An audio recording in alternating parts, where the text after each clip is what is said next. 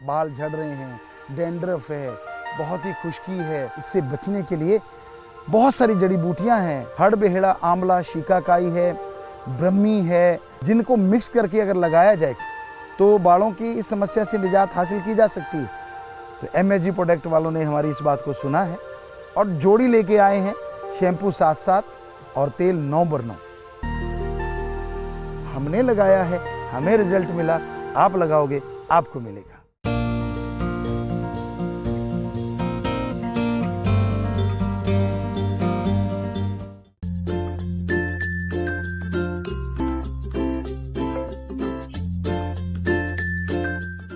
ईश्वर का नाम, अल्लाह मालिक का नाम लेना बड़े भागों की बात है। भाग्यशाली जीव जो राम नाम से जुड़ते हैं और राम नाम से जुड़ के वो अति भाग्यशाली बन जाया करते हैं। ओम हरि अल्लाह वाहिगुरु राम का नाम ज्यों ज्यों जीव सुमरन करता है, त्यों त्यों जन्मों जन्मों की मैल पाप उतरते चले जाते हैं और अंत्यकरण से मैल उतर के इंसान इस काबिल हो जाता है कि इस मृत्यु लोक में कण कण में, जर्रे जर्रे में मालिक के नूरी स्वरूप के दर्शन होने लगते हैं। नूरी स्वरूप के दर्शनों से क्या मिलता है? आदमी की जिंदगी एकदम बदल जाती है। हर तरह का गम, चिंता, टेंशन, परेशानी, बीमारी और आत्मा की जन्म मरण की बीमारी क्षण में कट जाती है। वो इतना खुश, इतना लज्जत लेता हुआ जिंदगी गुजारता है जिसका लिख बोल के वर्णन नहीं हो पाता। हर तरह की खुशबू, हर तरह की लज्जत, हर तरह का स्वाद उसे नसीब हो जाता है। जैसे स्वाद जीभा का है, इंद्रियों के भोग विलास का है। जीभा का स्वाद, जब तक जीभा के संपर्क में कोई चीज है, मान लो आपको मीठा पसंद है, हलवा, रसगुल्ला, कुछ भी, तो जब तक आपके मुंह में वो चीज है, आप खाए जा रहे हैं, वो जीभा के संपर्क में जितनी देर है तो आपको स्वाद आ रहा है। उस खाने के बाद निगलने के 10-15 मिनट बाद मुंह बकबका हो जाता है। इंद्रियों के भोग विलास का है। जीभ जब तक है तो लेता है और उसके बाद खत्म, बुरा हाल होता है। लेकिन राम नाम का, मालिक के नूरी स्वरूप का एक बार दर्शन कर ले तो इनसे करोड़ों अरबों गुना बढ़ के नशा, लज्जत, स्वाद आता है और वो परमानेंटली रहता है, टेम्परेरी नहीं होता। लगातार नशा छाया रहता है, लगातार लज्जत आती रहती है। जरा सोच के देखिए, जो भी इन चीजों के आशिक हैं तो कितना लज्जत होगा, कितना नशा होगा मालिक के प्यार में, उसकी मोहब्बत में, उसके दर्शनों में। आज इसी के लिए लोग तो मारकाट मचाए हुए हैं। मन नहीं टिकने देता, बुरा हाल है, गमगीन है इंसान, बस अपने आप से परेशान है, दुनिया अच्छी नहीं लगती। क्यों? स्वाद नहीं मिल पा रहा। ज्यादातर दुनिया के लोग भोग विलास की वजह से और माया की वजह से ही जिंदगी गुजार रहे हैं। उनके जीवन का आधार ये दो चीजें ही मेन है, या तो पैसा या फिर स्वाद, चाहे वो जीवा का, चाहे इंद्रियों के भोग विलास का। उनकी जीवन का आधार बन गया। जैसे किसी मकान की नींव होती है, मकान उस पर टिकता है, ऐसी उनकी जिंदगी इन दोनों पे ही घूम रही है, इर्द गिर्द। बाकी बचे जो हैं वो क्रोध, लोभ, मोह, अहंकार, इसमें डूबे हुए हैं, या किसी को मन ने मार रखा है। तो इस तरह इन सातों के चक्र में या चक्रव्यूह में पूरा संसार फंसा हुआ है। काम, वासना, क्रोध, लोभ, मोह, अहंकार, मन और माया। कोई जीव बचा है तो उस पे अच्छे संस्कार हैं मां बाप के, पर सबसे बड़ी बात, कोई पूर्ण पीर फकीर मिला, उसने उनके वचनों पे अमल किया तो ही मालिक की कृपा होती है, तो ही उसकी दया में रहमत से माला माल होता है। वरना इस घोर कलयुग में इन सातों से बचना, कह देना आसान है कि ये मेरे को कुछ नहीं करते, लेकिन ये झूठ है। गुरु पूरा मिल जाए, आदमी सोचता है क्या तभी ये चीजों से बचा जा सकता है? जी नहीं। गुरु विचारा क्या करे, जा सिखण में चूक। गुरु कहते ये कर्म करो, कहते नहीं मैं तो ये कर लूं, हर्ज तो नहीं। आपको कई बार सुनाया करते हैं, एक जमींदार भाई आए, कहने लगे गुरुजी मैंने ट्रैक्टर लेना है। हमने कहा भाई कितनी जमीन है? उसने बताया 2-4 एकड़, जो बताया ख्याल में नहीं। बोलो गुरुजी कौन सा ट्रैक्टर लूं? हमने सोचा, क्योंकि खुद भी जमींदारा किया सतगुरु की कृपा से, कि ठीक है भाई तू आयशर ले ले, अब थोड़ी सी जमीन है, इसमें काफी ठीक रहेगा, खर्चा भी कम रहेगा। कहता जी मैं हिंदुस्तान ले लूं, हर्ज तो नहीं। हमने कहा भाई तू अगर हमसे पूछता है तो तजर्बा तो हमारा तो यही बताता है कि नहीं आयशर काफी है 2-4 एकड़ के लिए, और ज्यादा खर्चा होगा, क्या जरूरत है बड़ा ट्रैक्टर लेने की। कहता वो तो ठीक है गुरुजी, पर मैं अगर हिंदुस्तान ले लूं कोई ये नुकसान की बात तो नहीं? हमने कहा तेरी मर्जी। तो मतलब करना वो जो मन कहे, ठप्पा संतों का ऊपर होना चाहिए। आज के लोगों के दिमाग में ये चक्कर है, यार कहीं मेरी बात मान जाए, रिमोट हाथ में हो, दबाया बटन, गुरुजी कहते हाँ बेटा कर ले। ऐसे कैसे संभव हो सकता है? पीर फकीर बुरे कर्म को कैसे हाँ कह सकते हैं कि ये कर ले?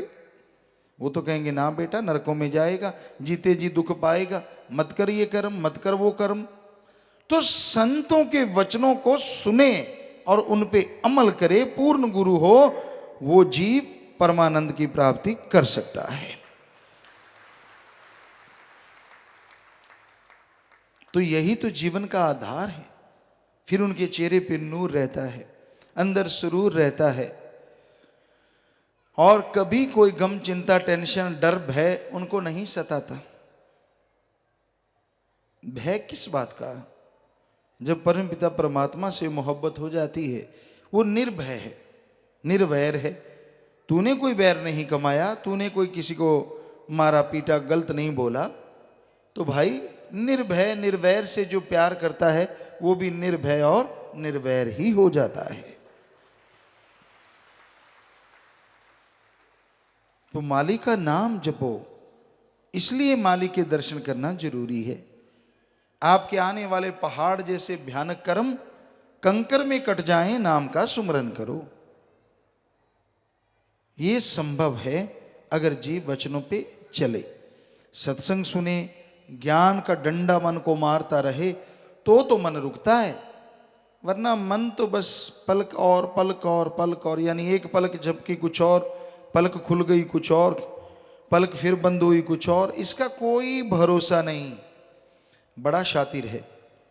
आपने गति स्पीड सुनी है, प्रकाश की बहुत ज्यादा स्पीड है, हवा की है, पर उसके बाद सबसे ज्यादा प्रकाश शायद यही माना जाता है।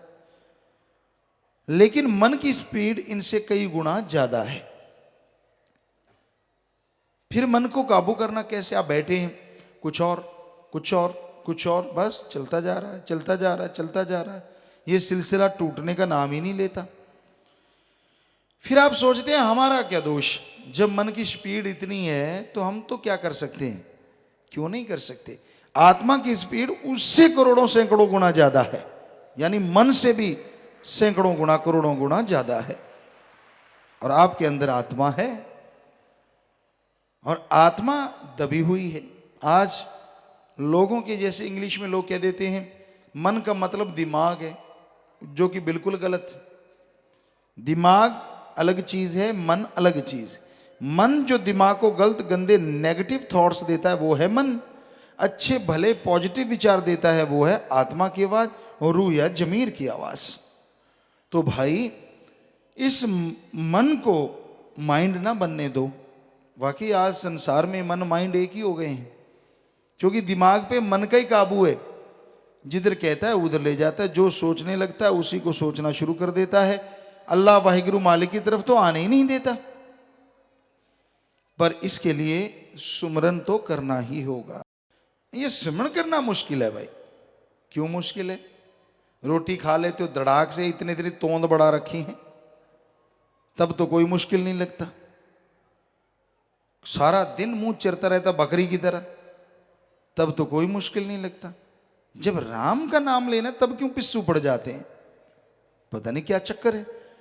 भक्ति करने का नाम ले लो, मुंह फाड़ फाड़ के जंबाई। कई तो सत्संग सुनते सुनते इतना मुंह खोल लेते हैं, उनके सारे दांत यहां से नजर आ जाते हैं। तो कहने का मतलब, जब भी राम नाम की चर्चा हो, भगवान की बात करनी हो, तभी जंबाई क्यों आती हैं? खाज खुजली वहां होती जहां कभी पहले हुई नहीं होती। कहता है ये तो कर लूं फिर देखूंगा, तो मन इतने में उखाड़ देता है, सुमन करने नहीं देता। तो सुमन में ऐसा क्या है? क्या आपके पीछे हल जोत दिया? क्या आपके पीछे कोई भारी चीज बांध दी जो आप हिल नहीं पा रहे? राम नाम क्यों नहीं जपते? क्यों नहीं मालिक की भक्ति करते भाई? क्यों दुनिया की बातों में खोए रहते हो? क्यों सारा दिन मन की शातिर चालों में उलझे रहते हो? जब देखो मन की शातिर चाल। अरे बच जाओ, संत तो ढाल होते हैं, ढाल। गुरु ढाल बन जाता है, अपने शिष्य अपने सिख पे आने वाले भयानक कर्मों को रोकता रहता है। पर आखिर कब तक? जब आप सत्संग में हटते नहीं, हर काम बुरा, हर काम पे नुक्ता चीनी, तो एक दिन ऐसी मार पड़ेगी, आप तो क्या, आपकी कुलें भी सुधर सकती हैं या फिर बुरा हाल हो जाएगा। इसलिए वो मार पड़ने का इंतजार क्यों कर रहे हो? क्यों ऐसे कर्म करते हो जिससे आपको दुख आए? बुरा कर्म ना करो, किसी का दिल ना दुखाओ, चुगली निंदा ना करो, संतों के वचन सुन लो, मान लो तो फायदा, नहीं मानना तो मर्जी है आपकी। फल तो मानने से ही मिलता है, पर सत्संग का फल मिलता जरूर है, आत्मा के खाते में जमा हो जाता है। पर जब आप क्यों, किंतु, परंतु शुरू करते हैं तो आत्मा का खाता भी जीरो हो जाता है। इसलिए सुन के अमल कर लो तो शाबाश, वरना क्यों किंतु से बचो। क्योंकि संतों को गुस्सा नहीं आता, चाहे सामने खड़े होकर गाली निकाल दो, क्या फर्क पड़ता है? संतों को दुख आता है, दुख कि हम समझा रहे हैं, बता रहे हैं, इनके कान पे जूं नहीं सरकती। क्यों नहीं समझ रहे भाई? क्यों नहीं मालिक का नाम लेते? क्यों नहीं अल्लाह वाहिगुरु राम को याद करते? जिसको सुन के आपके दुख दर्द परेशानियां दूर हो जाएं, गम चिंताओं से आप आजाद हो जाएं। कोई वचन सुने, अमल करे तो सच्चा सुख मिलता है। तो भाई संतों के वचन, पीर फकीर के वचन सुनो। हमने ऐसे ऐसे लोगों को काम वासना में, क्रोध में, फिर लोभ लालच बड़ी बला है, सबसे बड़ी बला लोभ लालच भी है। ऐसे ऐसे लोगों को हमने देखा जो अपने गुनाहों को कबूल करते हैं कि हाँ भाई मेरे से गुनाह हो गया गुरुजी, मेरे से गलत काम हो गया, मैंने ठगी मारी, बेईमानी की, बुरा कर्म कर लिया। पीर फकीर तो मालिक से दुआ ही करते हैं, वो माफ, ठीक है बेटा सुमन करना माफ। पर फिर भी जब भी उनको दांव मिले, उनका मन हावी, फिर लोभ लालच का चक्कर शुरू। जो थोड़ी बहुत कमी रह रही है घर की बर्बादी की, वो भी घर बर्बाद कर लेते हैं। संत तो बहुत रोकते हैं, बच जाओ बर्बादी से, कितनी बार समझाते हैं। मस्ताना जी महाराज ने वचन किए, सच्चे सौदे की कमाई लोहे के चने होते हैं। आप सत्संगियों से खा लेते हो, भोले भालों से, आश्रम से खा लेते हो, तो ये ना तो हजम होती है ना उल्टी होती है। सब कुछ बन जाएगा पैसे से, घर बन गया, परिवार बन गया, गाड़ी आ गई, सब कुछ। लोग कहेंगे यार बड़ी अच्छा जमीन जायदाद, कोठी बंगला बगीचा, सब कुछ सामान इसके पास है। लेकिन जब कर्मों की वो मार पड़ेगी, बेपरवाह साईं जी के वचन जब असर दिखाना शुरू करेंगे, तो वो बड़े बड़े घर भी ऐसे लगेंगे जैसे शमशान भूमि, कब्रिस्तान। घर से खुशियां गुम, बीमारी का घर बन जाएंगे शरीर, आपस में लड़ाई झगड़े, प्यार मोहब्बत खत्म हो जाएगा। क्यों नहीं नेक काम करते? क्यों सारा दिन लोभ लालच, पैसा पैसा पैसा पैसा पैसा पैसा? पैसे से सुख मिलता तो दुनिया के नंबर 1 लोग स्वर्ग को धरती पे ले आते। हमने ऐसे ऐसे लोगों को देखा है जो दुनिया में धनाड़ों में नंबर रखते हैं, पर अंदर से अशांति होती है, बेचैनी होती है।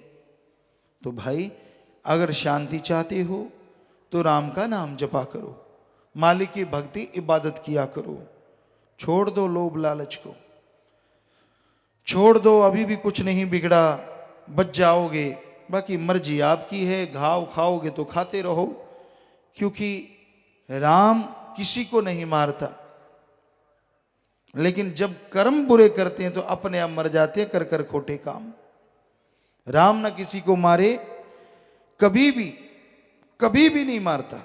उसका काम है मालिक की, वो भगवान, वो खुशियां देने वाला है, दया का सागर है, रहमत का दाता है। अब किसी को बीमारी आ गई तो आपके खुद के कर्म है, इसमें गुरु संत पीर फकीर क्या करें? आप दुखी हैं, टेंशन में हैं, परेशानी है, गमों के पहाड़ टूट रहे हैं, तो आपके संचित कर्म है जन्मों जन्मों के, उससे बचना है तो एकमात्र उपाय गुरु बताता है, राम का नाम जपो, सेवा करो, परमार्थ करो, वचनों पे पक्के रहो, तो देखो रंग। पहाड़ जैसे कर्म कंकर में ना बदले तो कहना फकीर झूठ बोलता है, चाहे खड़े होके कह देना, इससे बड़ी गारंटी क्या दे सकते हैं। तो खुद तो वचनों को मानना नहीं, खुद चलना नहीं, शात्रा ना चाले मन की हमेशा ही चलाकी, हमेशा ही शातिर ही शातिर बने रहना। तो भाई वो एडा भोला खसम नहीं ਜਿਹੜਾ मकर चलित्र ना जाने, ਉਹਦੇ घर ਵਿੱਚ ਉਹੀ ਉਹ बस सकती ਜਿਹੜੀ सब चतराइयां भुल जावे। वो अल्लाह वाहिगुरु राम इतना भोला नहीं है जो आपकी चालाकियों को समझे ही ना, वो तो पल पल की खबर रखता है। इसलिए चतुर चालाक ना बनो, चालाकी ना करो, कम से कम भगवान के सामने तो तौबा कर लिया करो सच्चे दिल से, तब तो मान लिया करो। चलो भगवान नहीं प्रकट हुआ, पीर फकीर को मान लो, उसके सामने मान लो, तौबा कर लो और आइंदा कर्म ना करो। देखो जब जागो तभी सवेरा, जब गुनाहों से माफी ले लोगे मालिक तभी से रहमत लुटाना शुरू कर देंगे। पर क्यों किंतु ना करो, अमल करो। तो संतों का काम तो बताना है भाई, सुनो, मानो तो भला, ना मानो तो भला। फकीर तो दुआ कर सकते हैं, पर जैसे कर्म करोगे फिर फल तो वैसा ही मिलना है।